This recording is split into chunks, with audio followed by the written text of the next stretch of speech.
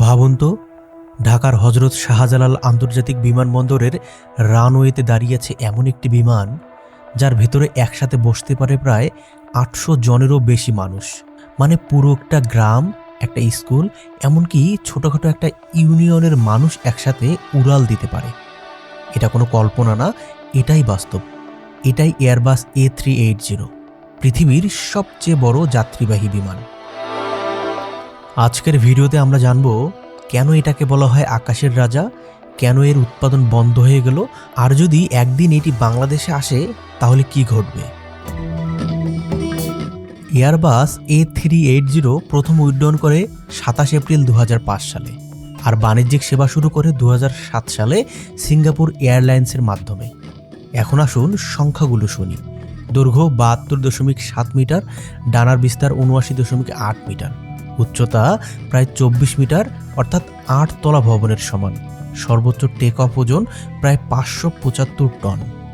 তুলনা করলে বাংলাদেশের জাতীয় সংসদ ভবনের উচ্চতা প্রায় ৪৮ মিটার, মানে A380 তার অর্ধেকের কাছাকাছি উচ্চতা।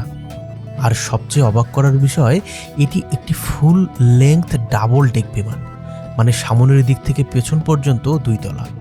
এর আগে বোয়িং 747 ছিল বড়, কিন্তু সেটির পুরোটা ২ তলা ছিল না। A380 এই প্রথম সম্পূর্ণ ২ তলা বিশাল যাত্রীবাহী বিমান। এয়ারবাস A380 সাধারণত তৃতীয় শ্রেণীর কনফিগারেশন বহন করে প্রায় ৫০০ থেকে ৫৫০ জন যাত্রী, কিন্তু অল ইকোনমি কনফিগারেশনে এটি নিতে পারে সর্বোচ্চ ৮৫৩ জন যাত্রী। ভাবুন তো, একটি আন্তর্জাতিক ক্রিকেট ম্যাচের পুরো একটি গ্যালারি একসাথে উঠছে। সবচেয়ে বড় অপারেটর হলো এমিরেটস এয়ারলাইন্স, তাদের বহরে ছিল ১০০টিরও বেশি A380। A380 শুধু বড় না, এটি বিলাসবহুল। কিছু এয়ারলাইনে আছে onboard shower, Emirates first class, lounge bar, private suite. এটি দীর্ঘ দূরত্বের জন্য ডিজাইন করা হয়েছে, একটানা প্রায় ১৫,০০০ কিলোমিটার উঠতে পারে, মানে ঢাকা থেকে নিউ ইয়র্ক নন স্টপ সম্ভব। এর ৪টি বিশাল turbofan engine Rolls Royce Trent 900 বা ইঞ্জিন এলিয়েন GP7200 একসাথে কাজ করে। এখন আসল প্রশ্ন, এত বড়, এত শক্তিশালী, এত বিলাসবহুল বিমান তাহলে ২০২১ সালে কেন এয়ারবাস এর উৎপাদন বন্ধ করে দিল? কারণ ছিল অর্থনীতি। বিশ্বের এয়ারলাইনগুলো বুঝতে পারল বড় বিমান মানেই বেশি যাত্রী দরকার, যদি সব সিট ভরা না থাকে তাহলে ক্ষতি। তার বদলে তারা বেছে নেয় বোয়িং 787 ড্রিমলাইনার, এয়ারবাস A350। এগুলো ছোট আর সরাসরি ছোট শহরে যেতে পারে।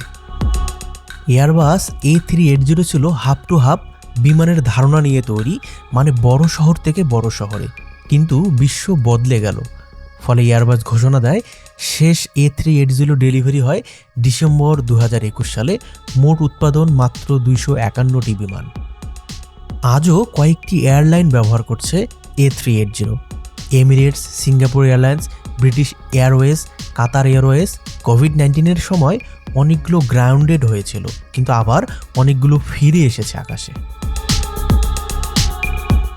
এখন সবচেয়ে গুরুত্বপূর্ণ প্রশ্ন, বাংলাদেশে কি এয়ারবাস A380 নামতে পারে? প্রযুক্তিগতভাবে হজরত শাহজালাল আন্তর্জাতিক বিমানবন্দরের রানওয়ের দৈর্ঘ্য প্রায় ৩২০০ মিটার। A380 এর প্রয়োজন প্রায় ৩০০০ মিটার রানওয়ে, মানে তাত্ত্বিকভাবে সম্ভব, কিন্তু সমস্যা হলো গেট সুবিধা, ডাবল ডেক বোর্ডিং ব্রিজ, যাত্রী চাহিদা। বাংলাদেশে এখনও এমন নিয়মিত রুট নেই যেখানে ৫০০ থেকে ৮০০ যাত্রী একসাথে প্রতিদিন ভ্রমণ করে।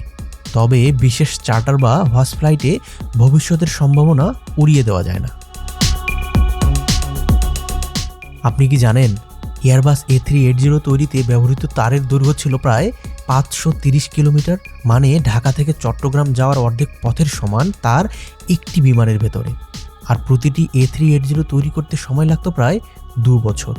এটি ছিল মানব প্রকৌশলের এক বিশাল সাহসী স্বপ্ন, কিন্তু সময়ের সাথে সাথে প্রযুক্তির ধারা বদলে গেছে।